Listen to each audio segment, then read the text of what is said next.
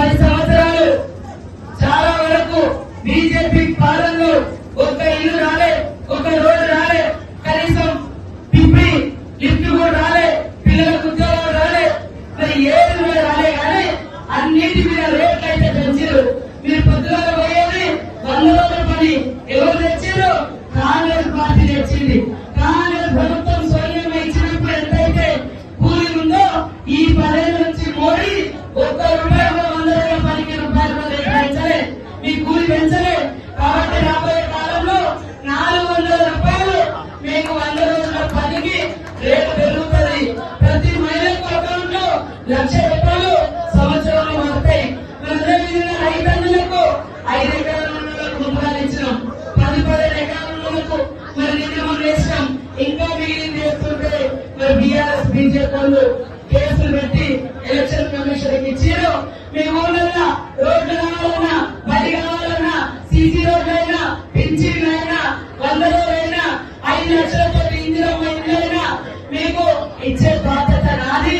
నేనే incharge minister గా ఉన్నా. నేను ఒక 6 కూతురు, మరి తను కూడా ఒక 6 కూతురు.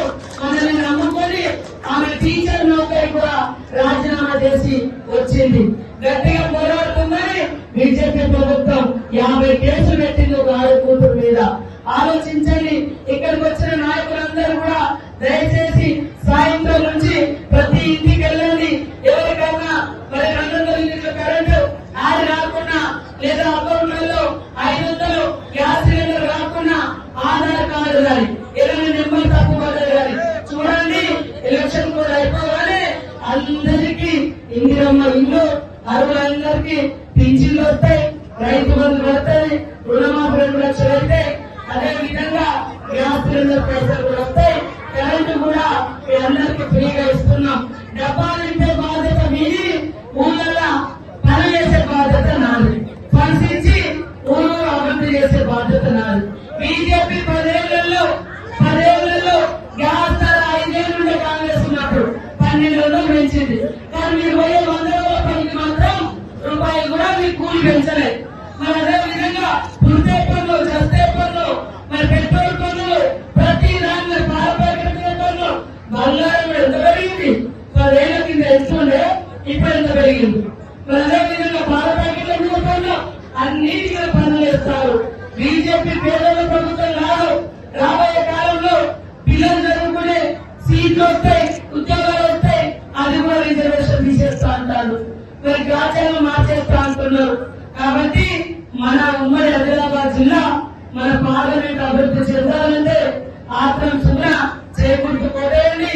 మీ ఊర్లలో ఏ పనున్నా మన నాయకులు వచ్చి చేస్తారో నేను జయిస్తానుగా తెలియజేస్తా ఉన్నా.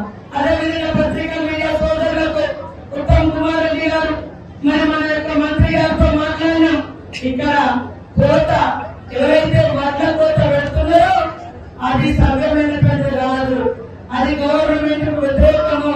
కాబట్టి అలాంటి మిల్లర్ల మీద చర్యలు తీసుకుంటామని కూడా చెప్పమని ప్రత్యేకంగా నా ద్వారా చెప్పడం జరిగింది. కలెక్టర్లు కూడా ఎప్పటికప్పుడు ఏ మిల్లు వాళ్ళు మరి రూపాయలు వేదిక కూడా మరి నాయకులకు వాళ్ళకి అలవాటు అయిపోయింది. ఇబ్బంది పెట్టు ధాన్యం కదా రైతుల సంక్షేమమే మరి కాంగ్రెస్ ప్రభుత్వ ధ్యేయం. కాబట్టి ఎక్కడ కూడా కటింగ్ అనేది అది అఫీషియల్ కాదు, గవర్నమెంట్ ఒప్పుకోదు. తప్పు పని చేయొచ్చు మిల్లతో తెలియజేస్తా ఉన్నాం. తడిసిన ధాన్యాన్ని కూడా మద్దతు ధర, మరి ఒరిజినల్ ధాన్యం ఎట్లుందో అదే ధర పెట్టి కొంటామని కూడా ఇందాకనే ఉత్తమ్ కుమార్ రెడ్డి గారు చెప్పడం జరిగింది. అక్కడక్కడ సంచులు ఏమనేది అంటున్నారు, సఫిషియెంట్ ఇచ్చినాం. ఎవరైనా అధికారులు అక్కడక్కడ కరెంటు తీసేస్తున్నారు, అక్కడక్కడ ప్రజలు ఇబ్బంది పెడతా ఉన్నారు. మరి అదే విధంగా సంచులు ఉన్నా కూడా, బాధ్యతలు ఉన్నా కూడా కావాలని ఎవరైనా యాక్షన్, కావాలని ఎవరైనా కొరత సృష్టిస్తే ఉద్యోగాల నుంచి పూర్తిగా తొలగించి మళ్ళీ తీసుకునే సమస్య ఉండదు. కాబట్టి ప్రజా సంక్షేమం కోసం రేవంత్ రెడ్డి పనిచేస్తున్నాడు, కాంగ్రెస్ ప్రభుత్వం పనిచేస్తుంది. దయచేసి మా అక్కలందరికీ ఇప్పటికే మీరు బీజేపీకి ఎమ్మెల్యే గెలిచారు, ప్రతిసారి ఎంపీ గెలిచారు, వాళ్ళ ప్రభుత్వం ఏం చేసిరంటే బీజేపీ రేట్లు పెంచారు, దేవుడి పేరు చెప్తున్నారు. మరి దేవుడు గుడిలో ఉంటాడు, మన గుండెలో భక్తి ఉంటుంది, కానీ ఓట్ల కూడా దేవుడి పేరు చెప్పామంటే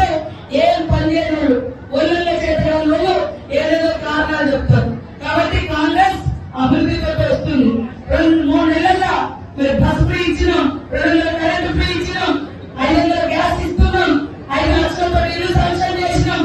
మరి అదే విధంగా రాబోయే కాలంలో మహిళలకు అందరికీ 10 లక్షల వరకు వడ్డీ లేకుండా రుణాలు ఇస్తున్నాం. మహిళలు ఎవరైనా గ్రూపులలో ఉండి చనిపోతే 10 లక్షల వరకు ఇన్సూరెన్స్ ఇస్తా ఉన్నాం.